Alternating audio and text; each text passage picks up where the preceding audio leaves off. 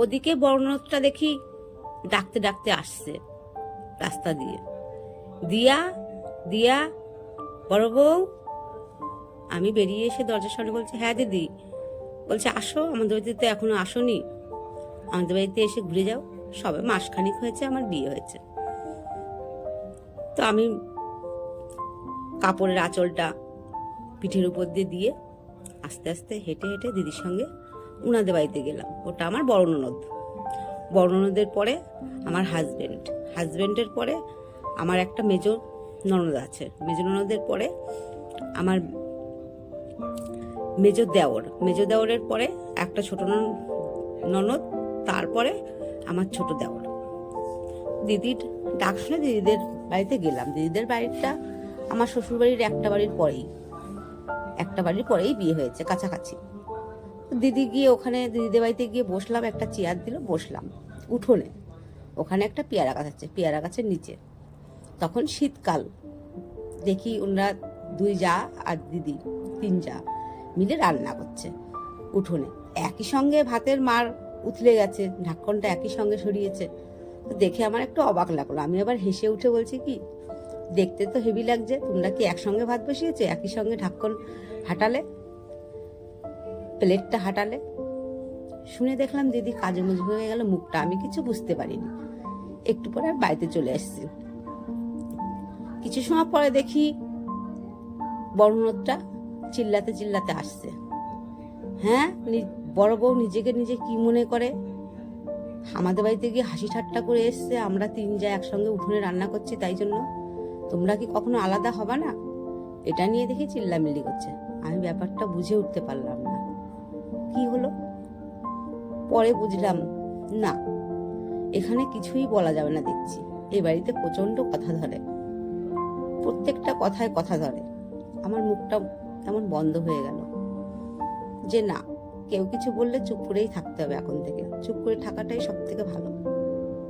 চুপ করে থেকে কিছু সময় বসে স্নান করে পুজো সেরে শ্বশুর শাশুড়িকে নমস্কার করতে গেছি। হ্যাঁ, মা শিখিয়ে দিয়েছিল, শ্বশুর বাড়িতে যখন পুজো করবে দুপুরবেলা, পুজো করে উঠেই কিন্তু শ্বশুর শাশুড়িকে নমস্কার করবে। আর সন্ধ্যার সময়ও কিন্তু শাড়িটা পাল্টিয়ে সন্ধ্যা লাগিয়ে শ্বশুর শাশুড়িকে নমস্কার করবে। শুধু শ্বশুর শাশুড়িকে না, আশেপাশে যদি কোনো মানুষ থাকে তোমার থেকে বড়, তাকেও নমস্কার করবে। সেটা আমার মাথায় ছিল। সেদিনও দুপুরবেলা স্নান সেরে পুজো সেরে যখন শ্বশুর শাশুড়িকে নমস্কার করতে গেলাম ওনাদের রুমে, গিয়ে দেখি শ্বশুর আর শাশুড়ি কিছু নিয়ে কথা তর্কাতর্কি করছে। ওইটুকু সময় বুঝতে পারলাম বাইরে যাওয়া নেই। আমার হাজবেন্ড তো বাইরে কাজ করে, সেখানে আমাকে নিয়ে যাবে। সেটা নিয়েই দেখি শাশুড়ির ইচ্ছা আমাকে রেখে যাও, সবে বিয়ে হয়েছে, বৌমা কিছুদিন বাড়িতে থাকে, এখনো কিছু পারে না, এখানে থেকে শিখিয়ে দিই। ওখানে গিয়েই বা কি করবে? ভাত জল তো তেমন রান্না করতে পারে না। আমার ছেলের ভাত জল রান্না করার জন্যই তো ওনাকে আনা। উনি যদি সেটাই না পারে তো ওনাকে ওখানে নিয়ে গিয়ে কি করবে? শ্বশুরমশাইয়ের ইচ্ছা তার উল্টো, পারে না, শিখে যাবে, কিন্তু ও বিয়ে করেছে, নতুন বউ সঙ্গে নিয়ে যাবে। না পারে আস্তে আস্তে শিখবে, কিন্তু নতুন বউকে বাড়িতে রাখা যায়? সেটা নিয়ে দেখি দুজনে তর্কাতর্কি করছে। আমি নমস্কার করে বেরিয়ে আসলাম বাইরে। বেরিয়ে এসে আমার নিজের কাজ করতে লাগলাম। হাজবেন্ডকে দেখলাম ডেকে ঘরের মধ্যে, কি বললো জানি না। হাজবেন্ড তো আমাকে কিছু বলে না, আর আমার শোনার ইচ্ছাও ছিল না। আমার তো তখন সেই বোঝার, কিছু বলার সেই মন মাইন্ডই ছিল না। নিজেই কিছু বুঝি না কে কি বলল, কে কি বলছে। আমি আমার মতো কাজ করে যাচ্ছি, যেটুকু পারি। এখনো ভালোভাবে সেমন কিছু একটা পারি না।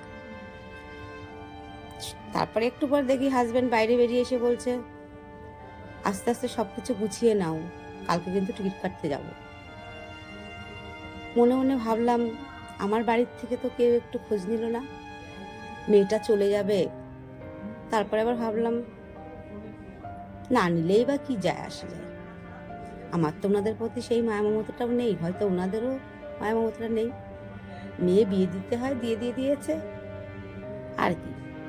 আর তখন তো আর এখনের মতো মোবাইলের জমানা না যে ফোন করে বলে দেবো যে মা আমাদের টিকিট হয়ে গেছে, চলে যাচ্ছি, কি ভালো মন্দ। তখন তো চিঠির জমানা ছিল, আরে এখান থেকে এইটুকু কি বা চিঠি লিখবো, তারা তো কোনো খোঁজ খবর নিচ্ছে না, আমারও কোনো ইয়ে নেই, ঠিক আছে চলে যাব, সেইভাবেই রয়েছে। পরের দিন হাজব্যান্ড টিকিট কেটে চলে এসছে, পরশু দিন আমরা বাইরে চলে গেলাম। ভাবছি বাইরে কেমন হবে, কোথায় নিয়ে যাবে আমাকে, কিন্তু একটুও মন খারাপ করছে না কাউরের জন্য। আমি জানি আমার কে ছিল, কে আছে, কেউ নেই। মা যে বলে দিয়েছিল যে এই শ্বশুরবাড়ি, এটাই তোমার আজ থেকে বাড়ি, এই তো আমার বাড়ি। এরা কেমন কি ধরনের আমি কিন্তু এখন সবে 1 মাস বিয়ে হয়েছে, এখনো ভালোভাবে জানিনি। অবশ্যই এইটুকু জেনে গেছি, এনাদের প্রত্যেক কথাটাই আমার চুপ করে থাকতে হবে, তাহলে হয়তো আমি ভালো থাকবো।